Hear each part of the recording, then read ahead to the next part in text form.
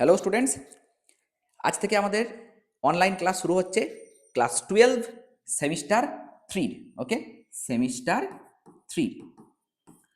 এই যে এইটা হচ্ছে ক্লাস নাম্বার, শুধুমাত্র সেম থাম্বনেল থাকবে, এই জিনিসটা চেঞ্জ হবে। ঠিক আছে, সেম থাম্বনেল থাকবে, শুধুমাত্র এই জিনিসটা চেঞ্জ হবে। 1 2 3 4। ওকে, আশা করি সবার স্কুলে ক্লাস 11-এর এক্সাম শেষ হয়ে গেছে, দু একটা স্কুল ছাড়া। তো ক্লাস 12 এবার শুরু করে দাও। আমাদের অফলাইন ক্লাস যেমন চলছে চলবে, অনলাইন ক্লাস প্রত্যেক দিন 15 থেকে 20 মিনিট করে আসবে।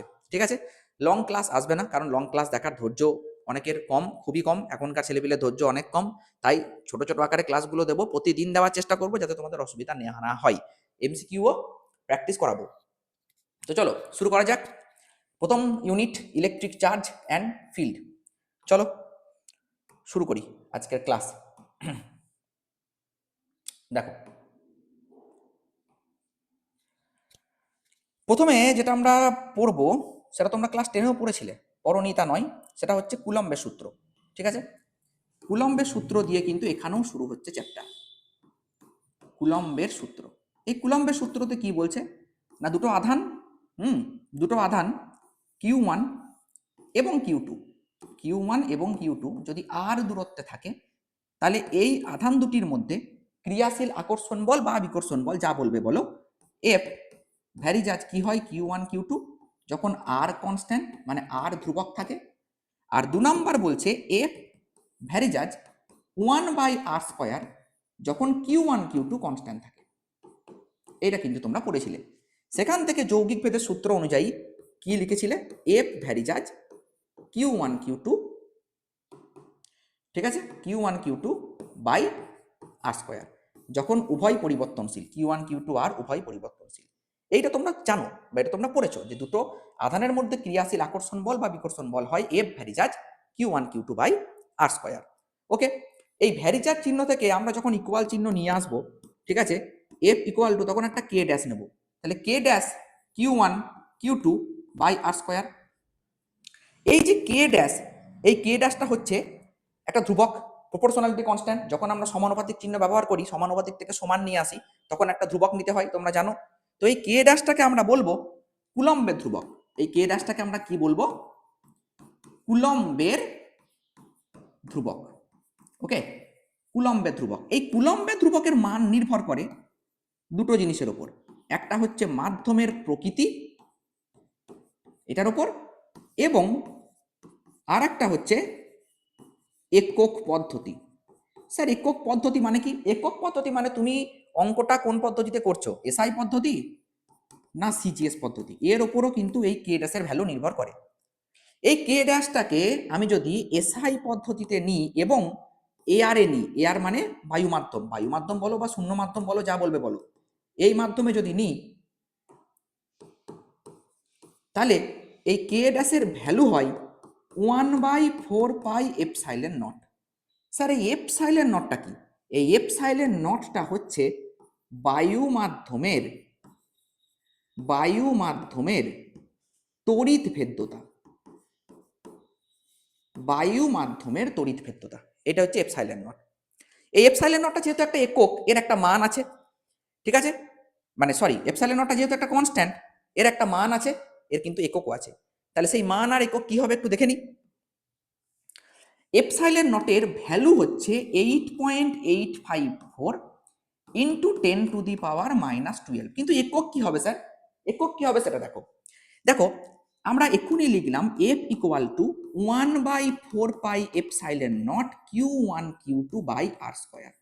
কোথায় লিখলাম স্যার? এই যে এপসাইল কে ড্যাশের ভ্যালু কত, 1/4πε0, কখন? এসআই পদ্ধতি এবং বায়ু মাধ্যমে, ঠিক আছে। আর এফ ইকুয়াল টু তো এখানে আমরা পড়েইছিলাম, এফ ইকুয়াল টু কি, কে dash Q1 Q2 by r²। তাহলে কে ড্যাশের জায়গায় আমি ওটা লিখে দেবো 1/4πε0, কে ড্যাশের জায়গায় লিখে দেবো 1/4πε0। তাহলে কোনটা পেলাম? তাহলে এইটা পেলাম কিনা বলো, এইটা পেলাম তো, ঠিক আছে। এখান থেকে না আমি এপসাইলেন নটের একক বের করব। কি করে বের করছি দেখো, এইদিকে আমি এপসাইলেন নটটাকে তুলে দেবো, তাহলে হবে Q1 Q2 বাই 4π/r²। হবে কিনা বলো? স্যার Q1 এর একক আমি তো জানি কুলম, কুলম ইন্টু কুলম মানে কুলম স্কয়ার, Q1 Q2 দুটো আছে বলে, ঠিক আছে। আর নিচে কি হবে স্যার, 4 পাইয়ের তো কোনো একক নাই, এটা তো জাস্ট একটা নাম্বার। এফ কি, এফ হচ্ছে নিউটন আর আর হচ্ছে মিটার স্কয়ার। আর আর তো মিটার, ঠিক আছে, দূরত্ব তো মিটার হয়, তার স্কয়ার আছে সেই জন্য মিটার স্কয়ার। তাহলে coulomb square newton inverse metre to the power -2। দেখো এইটা হচ্ছে কিন্তু এপসাইলন নটের ভ্যালু, ঠিক আছে। এই ভ্যালুটা তোমাকে মুখস্থ রাখতে হবে, এই ভ্যালুটা তোমাকে নাও বলে দিতে পারে, ঠিক আছে। ওকে, ঠিক আছে। এই যে একক 8.854, এই যে এই ভ্যালুটার কথা বলছি, এই ভ্যালুটা কিন্তু তোমাকে মুখস্থ রাখতে হবে। আর এই ভ্যালুর পাশে আমি কি লিখবো, এককটা লিখে দেবো, এর পাশে আমি এককটা লিখে দেবো coulomb square newton inverse metre to the power -2। এটা এসআই পদ্ধতিতে, বোঝা গেল। এইগুলো তোমাকে এমসিকিউতে কিন্তু দিতে পারে, তাহলে এর ভ্যালু মুখস্থ রাখতে হবে, একক মুখস্থ রাখতে হবে। বেশ, এবার আমি চলে যাই পরে। দেখো এই যে স্যার আমি 1/4 পাই এপসাইলন নট লিখছি, এই 1/4 পাই এপসাইলন নটটাকে আমি কি বলছি, কে ড্যাশ বলছি, ঠিক আছে, যেটাকে বলছি আমি কুলম্বের ধ্রুবক বলছি তো। বেশ, এই কুলম্বের ধ্রুবকের তাহলে মান কি হবে sir, K dash equal to, আমি তো এপসাইলন নটের মান জেনে ফেলেছি 4 পাই, এপসাইলন নট কত 8.854 ইন্টু 10 টু দি পাওয়ার -12। এইটা যদি ক্যালকুলেটারে মারো দেখবে আসবে 9 ইন্টু 10 টু দি পাওয়ার 9। তাহলে স্যার এর কোনো একক হবে না? অবশ্যই হবে, এপসাইলন নটের যদি একক থাকে তাহলে এর একক তো থাকবেই। একটা মজার ব্যাপার দেখো, এপসাইলন নটটা কোথায় আছে, নিচে আছে ডিনোমিনেটরে, তাহলে এপসাইলন নটের যেটা একক সেটাকে তুমি উল্টে দাও, তাহলেই তুমি পেয়ে যাবে এই কে ড্যাশের একক, বোঝা গেল, তাহলেই তুমি পেয়ে যাবে কে ড্যাশের একক। তাহলে কে ড্যাশের একক কি হবে, 9 ইন্টু 10 টু দি পাওয়ার 9। এখানে কি পেয়েছিলাম, একবার এখানটা দেখিয়ে দিই, coulomb square newton inverse metre to the power -2। তাহলে এখানে কি লিখবো, newton metre square coulomb to the power -2। ওটা উল্টে যাবে বললাম না, ওখানে যার মাথায় প্লাস আছে মাইনাস হয়ে যাবে, আর যার মাথায় মাইনাস আছে তার মাথায় প্লাস হয়ে যাবে, ব্যাস ক্লিয়ার। তাহলে আমি কে ড্যাশের ভ্যালুও কিন্তু আমাকে মনে রাখতে হবে, কে ড্যাশ মানে হচ্ছে 1/4 পাই এপসাইলন নটের ভ্যালু। এই ভ্যালুটা কিন্তু সব জায়গায় দেওয়া থাকবে না, অঙ্ক করতে গিয়ে আমরা দেখব যে এই ভ্যালুটা সব জায়গায় দেওয়া নেই, তখন আমাকে কিন্তু এটা মুখস্থ রাখতে হবে। বলো ক্লিয়ার, এইটুকু এইটুকু ক্লিয়ার, ঠিক আছে। বেশ, ঘুম ভাঙ একদম কিছু বকবো না, কারণ তোমাদের কাছে সময় কম, তোমাদের সেমিস্টার হওয়াতে কিন্তু হ্যাঁ টাইম কম পাওয়া যাচ্ছে, তাই যেটুকু আমার দরকার সেটুকু কিন্তু পড়তে হবে, ক্লিয়ার।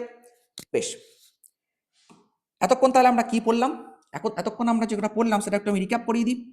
প্রথমে পড়লাম Coulomb's law, F equals to 1/4 pi epsilon naught Q1 Q2 by r square, এটা আমি বায়ু মাধ্যমের জন্য লিখলাম। বেশ, আর এসআই পদ্ধতির জন্য লিখলাম। আচ্ছা, আর কি বললাম, এপসাইলন নটের মান পড়েছি, সেটা হচ্ছে গিয়ে 8.854 ইন্টু 10 টু দি পাওয়ার -12, হ্যাঁ, coulomb square newton inverse metre to the power -2। আর কি পড়লাম, আর পড়লাম হচ্ছে কি 1/4 পাই এপসাইলন নটের মান, সেটা কত 9 ইন্টু 10 টু দি পাওয়ার 9, সেটা কি বলেছি newton metre square coulomb to the power -2। এই তিনটে জিনিস কিন্তু আমরা এতক্ষণ ধরে পড়ে ফেলেছি, বলো ক্লিয়ার কিনা বলো। ওকে, বেশ, এবার এবার আমরা চলে যাব, স্যার আপনি তো এসআই পদ্ধতিতে বললেন, ওকে, আপনি তো কই স্যার সিজিএস পদ্ধতির কথা একবারও বললেন না। হ্যাঁ ঠিক, তাহলে এফ ইকুয়ালস টু সিজিএস পদ্ধতি, এবং যদি এআর মিডিয়াম হয়ে যায় তাহলে এফ ইকুয়ালস টু হবে শুধুমাত্র Q1 Q2, ঠিক আছে, বাই আর স্কোয়ার। তখন কে ড্যাশের এই যে ভ্যালুটা এইটা হয়ে গেল 1, ঠিক আছে, শুধুমাত্র Q1 Q2 by r square হয়ে যাবে, তখন কে ড্যাশের ভ্যালু কত হয়ে যাবে, কে ড্যাশের ভ্যালু হয়ে যাবে তখন 1।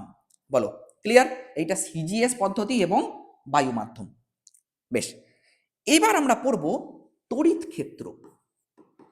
কি পড়ব, তড়িৎ ক্ষেত্র। স্যার এই জিনিসটা কি, তড়িৎ ক্ষেত্র ব্যাপারটা কি, দেখো, আচ্ছা আমি যদি এখানে একটা আধান রেখে দিই, এখানে আমি একটা আধান রেখে দিয়েছি, কেমন আধান, পজিটিভ আধান, তুমি এখানে আর একটা পজিটিভ আধানকে যখনই নিয়ে আসবে এ তো বিকর্ষণ করবে, ঠিক কিনা বলো, ও তো বিকর্ষণ করবে যখনই তুমি আর একটা আধানকে নিয়ে আসবে। তুমি যদি এখানে আর একটা আধানকে নিয়ে আসো তাহলে ও কি করবে, বিকর্ষণ করবে তো, ঠিক।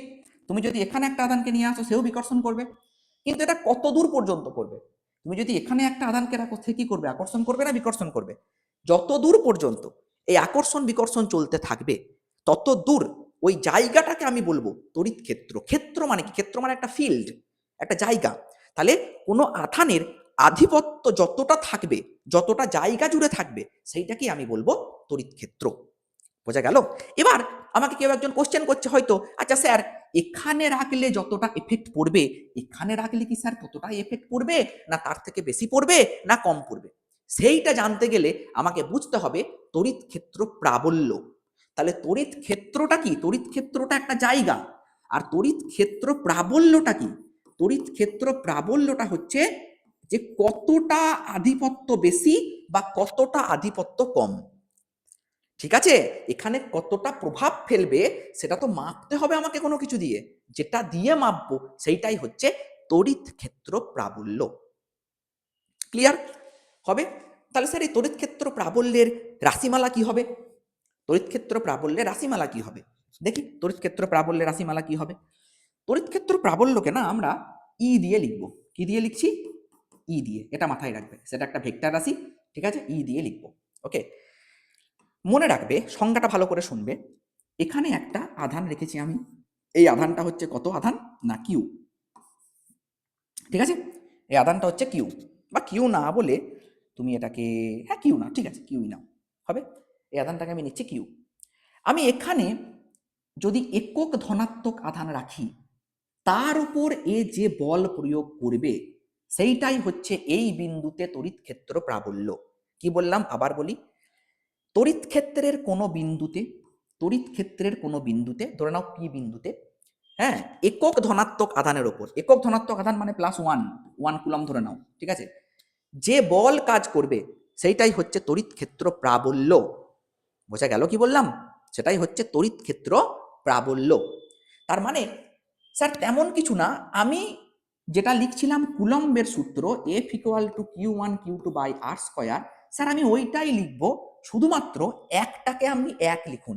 একক ধনাত্মক আধানের উপর যেহেতু বলেছে, আপনি Q1টাকে কিউ লিখুন আর Q2টাকে এক লিখুন, আর আর এর জায়গায় স্যার আপনি r² লিখুন। তাহলেই স্যার এই এফটা হয়ে যাবে ই। তখনই স্যার এফটা হয়ে যাবে ই। তার মানে ই মানে তেমন কিছু না, Q/r²। বলো ক্লিয়ার? একক ধনাত্মক আধানের উপরে যে বল কাজ করবে সেইটাই হচ্ছে তড়িৎ ক্ষেত্র প্রাবল্য। তাহলে দুটো আধানের মধ্যে কত বল কাজ করছে সেটা তো আমাকে কুলম্বের সূত্র বলেছিল, আমি একটা আধানের জায়গায় এক লিখে দিয়েছি, তাহলেই আমি পেয়ে গেলাম তড়িৎ ক্ষেত্র প্রাবল্য। আর যদি এটা আমি এসআই পদ্ধতির কথা বলি, এটা আমি যদি এসআই পদ্ধতির কথা বলি, তাহলে তখন ই হয়ে যাবে 1/4πε0 Q/r²। কারণ এসআই পদ্ধতিতে তো এইটা আসবে না, এখানে তো কে এর ভ্যালু 1, কে নেই, কিন্তু এখানে কে এর ভ্যালুটা আসবে 1/4πε0। ঠিক আছে, তাহলে এসআই পদ্ধতিতে হবে, হ্যাঁ, 1/4πε0 Q/r²। দেখো ক্লিয়ার? তাহলে এইটা তোমাকে মনে রাখতে হবে। এইটা কি? এইটা তড়িৎ ক্ষেত্র প্রাবল্য। বোঝা গেল? স্যার আপনি যে বললেন এটা ভেক্টর রাশি, তাহলে ভেক্টর রাশি হলে এটাকে ভেক্টর ফর্মে লিখতে পারবো না? অবশ্যই পারবো, কেন পারবো না? ই ভেক্টর 1/4πε0 Q/r², আর ক্যাপ। আর ক্যাপটা কি? আর ক্যাপটা হচ্ছে একক ভেক্টর। বোঝা গেল? আর ক্যাপটা হচ্ছে একক ভেক্টর। কোন দিকে একক ভেক্টর? অ্যালং আর, অ্যালং আর, অ্যালং আর, এইদিকে, এইদিকে একক ভেক্টর। বোঝা গেল? তাহলে যেখানে তড়িৎ ক্ষেত্র প্রাবল্য বের করতে দেবে সেখানে আমি একটা একক ধনাত্মক আধানকে নিয়ে এসে ছেড়ে দেবো, দেখবো তার উপর কত বল প্রয়োগ হচ্ছে, যে বল প্রয়োগ হচ্ছে সেটাই তড়িৎ ক্ষেত্র প্রাবল্য, ব্যাস আর কিছু না। ওকে, ব্যাস, চিল চিল। তারপরে এবার দেখো স্যার তাহলে এর একক কি? এবার এর একক বুঝতে হবে, এককটা কি হবে তড়িৎ ক্ষেত্র প্রাবল্যের। আচ্ছা, এখানে একটা আধান আছে, এই আধান কি করছে, চারিদিকে বিস্তার, আধিপত্য বিস্তার করে বসে আছে, এ হচ্ছে কিং, এ হচ্ছে কিং, ঠিক আছে। এবার বাইরে থেকে কোনো একটা শত্রু এসছে, ঠিক আছে, তাহলে এই শত্রুটাকে দমন করবে, হ্যাঁ, তাহলে একে কতটা জোরে আঘাত করবে, সেটাই তো তড়িৎ ক্ষেত্র প্রাবল্য নাকি, তাই তো? তাহলে এইটা হচ্ছে কিং, এর জন্য তড়িৎ ক্ষেত্র বিস্তার হয়ে বসে আছে। এবার এখানে আমি একটা কিউ আধান নিয়ে আসছি, কিউ আধান এখানে একটা নিয়ে আসছি, এ কি করবে, ঝ্যাট করে একে বিকর্ষণ করবে, তাই তো? একে কিন্তু বিকর্ষণ করবে, ঠিক আছে। এবার কত জোরে বিকর্ষণ করছে, মনে করো এফ বলে বিকর্ষণ করছে। তুমি বলবে যে স্যার কিউ আধানের উপর বিকর্ষণ বল হচ্ছে স্যার এফ, তাহলে স্যার একক আধানের উপর কত, F/Q, ঠিক কি না? F/Q। আর তোমার সংজ্ঞা অনুযায়ী এইটাই তো তড়িৎ ক্ষেত্র প্রাবল্য ই, তোমার সংজ্ঞা অনুযায়ী এইটাই তো তড়িৎ ক্ষেত্র প্রাবল্য ই। একক ধনাত্মক আধানের উপর যে বল প্রয়োগ হয় সেইটাই হচ্ছে ই, ঠিক কি না? তাহলে এখান থেকে আমি বলতে পারি যে F is equal to Q E. কি বলতে পারি? F is equal to Q E. Clear? কোনাকুনি গুণ করে দাও, F equal to Q E, কারণ একক ধনাত্মক আধানের উপর যে বল প্রযুক্ত হয় সেইটাই তো তড়িৎ ক্ষেত্র প্রাবল্য। তাহলে এফ এর সঙ্গে ই এর সম্পর্ক কি না, F is equal to Q E. বলো clear? F equal to Q E. ঠিক আছে, তাহলে এখান থেকে আমি একক বের করে নেবো, এখান থেকে আমি একক বের করে নেবো। ঠিক আছে, ই সমান কি এফ বাই কিউ। এফ এর একক কি? এফ এর একক তো নিউটন, আর কিউ এর একক কি? কুলম। তাহলে ই এর একক কি হবে? তাহলে ই এর একক হবে নিউটন পার কুলম। ব্যাস, ভুলবো না, আর ভুলে গেলেও আমি বানিয়ে নেবো। ঠিক আছে, নিউটন পার কুলম। দেখে নাও, ই এর একক হচ্ছে নিউটন পার কুলম। এটা কিন্তু এসআই একক, আমি সিজিএস এককের কথা এখনো বলিনি। ওকে, বেশ, একটা ছোট্ট কথা বলি, চার্জ বা আধান। ঠিক আছে, এই চার্জের এসআই একক হচ্ছে কুলম। এই চার্জের এসআই একক হচ্ছে কুলম, যেটাকে তোমরা সি দিয়ে লেখো। আর এই চার্জের সিজিএস একক হচ্ছে স্ট্যাট কুলম। ঠিক আছে, এই স্ট্যাট কুলমকে অনেক জায়গায় ইএসইউ আধান দিয়েও লেখা হয়। বোঝা গেল? চার্জের এইটা কি একক, এইটা এসআই একক, আর এইটা সিজিএস একক। স্ট্যাট কুলমটা কি একক? স্ট্যাট কুলমটা হচ্ছে সিজিএস, আর এইটা কি? এইটা হচ্ছে এসআই একক। মনে রাখবে, কুলম আর স্ট্যাট কুলম। ঠিক আছে, আর একটা রিলেশন বলছি, সেটা মনে রাখবে। 1 coulomb equal to 3 into 10⁹ stat coulomb. এটাও অবশ্যই মনে রাখবে, 1 coulomb equal to 3 into 10⁹ stat coulomb. তাই যদি হয়, এবার আমি আগের পাতায় যাই, তাহলে এসআই একক যদি এটা হয়, তাহলে সিজিএস একক কি হবে গো? তাহলে সিজিএস একক তুমি ইজিলি বলে দিতে পারো যে স্যার সিজিএস একক হবে, দেখি এটা, এই তো, সিজিএস একক হবে স্যার ডাইন পার স্ট্যাট কুলম। ডাইন পার স্ট্যাট কুলম, কারণ সিজিএস এ বলের একক কি? ডাইন, আর আধানের একক কি? স্ট্যাট কুলম, সেটা বলে দিলাম। তাহলে ডাইন পার স্ট্যাট কুলম। ওকে, তো আজকের ক্লাসটা আমাদের এখানেই শেষ। দেখা হচ্ছে পরের ভিডিওতে। আর হ্যাঁ, অবশ্যই প্রত্যেক দিন ক্লাস আসবে, কথা দিচ্ছি পরীক্ষা ভালো হবে। ঠিক আছে, আর এমসিকিউ প্র্যাকটিস করাবো, একটু করে থিওরি পড়বো, একটু করে এমসিকিউ প্র্যাকটিস করবো। তো চলো, দেখা হচ্ছে নেক্সট ভিডিওতে।